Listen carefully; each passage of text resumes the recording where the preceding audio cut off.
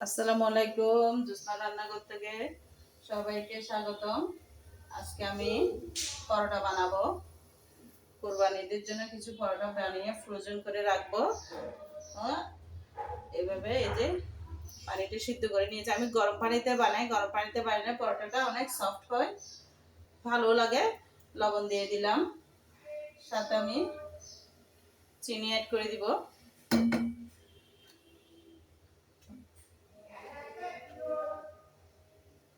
একটু চিনি অ্যাড করে দিব।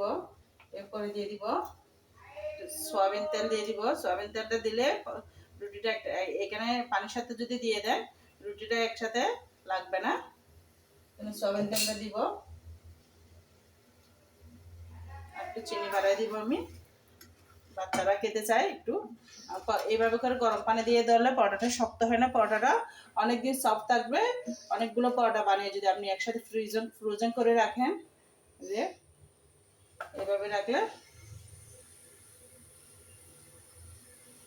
এভাবে রাখবেন,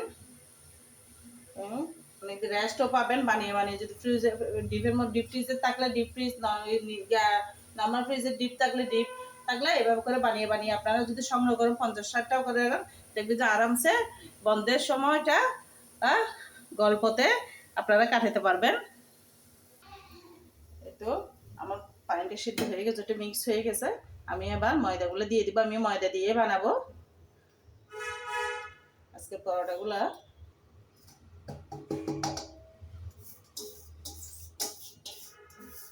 একটু এভাবে করে ময়দা দিয়ে বানাবো আমি। তারপর আস্তে আস্তে আস্তে আস্তে আমি মিক্স করে নিব। তো এভাবে করে রুটির মতোই করে এভাবে করে ধরবেন, ধরে এবার গরম গরম মুতে ফেলবেন আপনারা। গরম গরম এই তো এইভাবে করে খামিগুলা আমি মুতে নিলাম, ভালো করে মুতে নিলাম। এভাবে করে মুতে নিয়ে 20 মিনিটের জন্য রেস্টে রাখবেন। 20 মিনিট রেস্টে রাখবেন, হয়ে যাবে। আমি আবার ফিরে এলাম 20 মিনিট পর। এভাবে করে মুতে নেবেন, ভালো করে আটটা মুতে নেবেন। মুতে এবার আপনারা লিচি কেটে নেন সমান করে। আপনারা চাইলে ছুরি দিয়েও কাটতে পারবেন, আবার হাত দিয়েও আপনার সাইজ অনুযায়ী একটা একটা আপনারা লিচি করে নিতে পারবেন। এভাবে করে এই যে এটা করে এইভাবে করে লিচি করে নেন।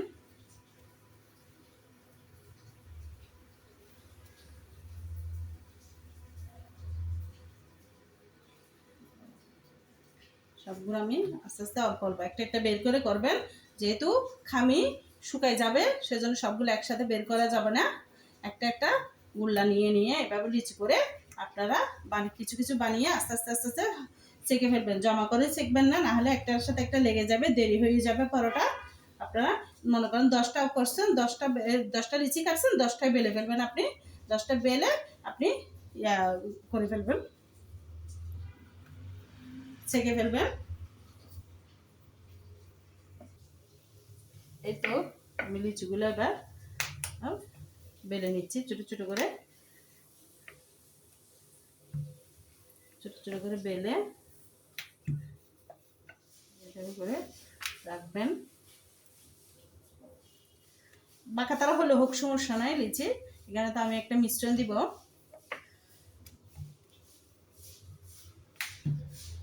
এই যে আমি এখানে একটা মিশ্রণ দিব, আপনাদেরকে দেখানোর জন্য আমি কয়েকটা বানিয়ে দেখাচ্ছি। এটা একটা মিশ্রণ। এই মিশ্রণটা হচ্ছে কর্নফ্লাওয়ার, ময়দা আর তেল দিয়ে একটা মিশ্রণ বানিয়েছি। এটা দিয়ে দিবেন। এটা দিলে পরোটাটা খেতে অনেক মজা লাগবে এবং পরোটাটা আরও সফট হবে। এভাবে করে দিয়ে দিবেন, উপরে অল্প ময়দা ছিটিয়ে দিবেন। এভাবে ময়দাটা ছিটিয়ে দিবেন।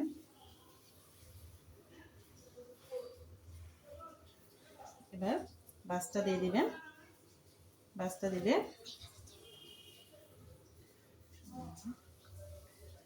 পরোটাটা বেলার সময় কিন্তু অনেক সুন্দর লাগবে, খাওয়ার সময়ও অনেক ভালো হবে। আমার মতো করে যদি আপনারা ফ্রোজেন করে এভাবে করে পরোটা বানান, একবার হলে আপনারা খেয়ে দেখেন। কে কে কে কে আমার ভিডিওটা দেখতেছেন একটু কমেন্টে জানিয়েন, একটু লাইক দিয়ে দিয়েন। আপনাদের কমেন্ট করতে ভালো লাগে, আপনাদের লাইক দিলে আমি আরও ভিডিও দিতে উৎসাহ বোধ করব। এই যে আমি এভাবে করে এগুলো বাস করে নিলাম, এরকম করে সবগুলো আমি বাস করে নিব। কয়েকটা আমি এভাবে করে বাস করে নিলাম, এভাবে করে বাস করে নিয়ে এবার একটু আমি বানাবো, বানিয়ে আপনাদেরকে দেখাচ্ছি।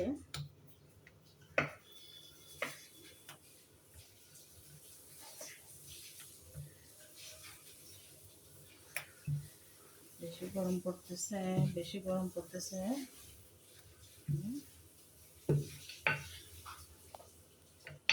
আস্তে আস্তে করে পাউডারটা অনেক সফট হবে।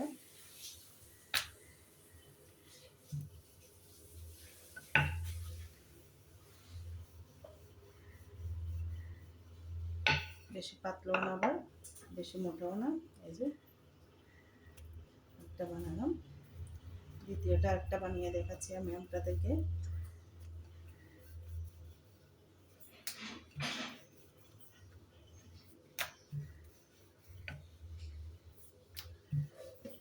বেলুনে বেশি চাপ দেওয়া যাবে না, হালকা করে বেললে, আলতো করে বেলা দিলে এমনিতে বেলে যাবে।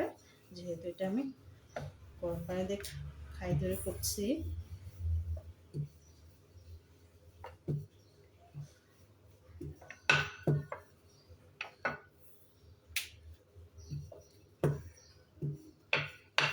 আপনাদের চাইলে পরোটাগুলো আরও একটু বড় ছোট করতে পারবেন। আমি এই সাইজটা করেছি।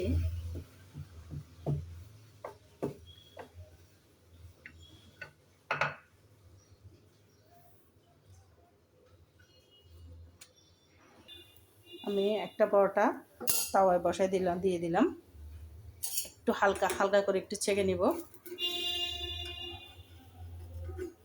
একটু হয়ে গেলে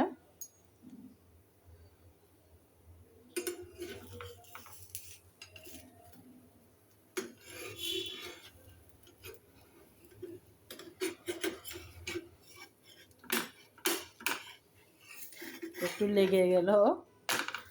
প্রথম জিনিসটা এইভাবে হয়, যে কোনো নাস্তার ক্ষেত্রে বলেন, একটু একটু হালকা হালকা ছেঁকে নিব। আর একটা দেখাচ্ছি আমি আপনাদেরকে।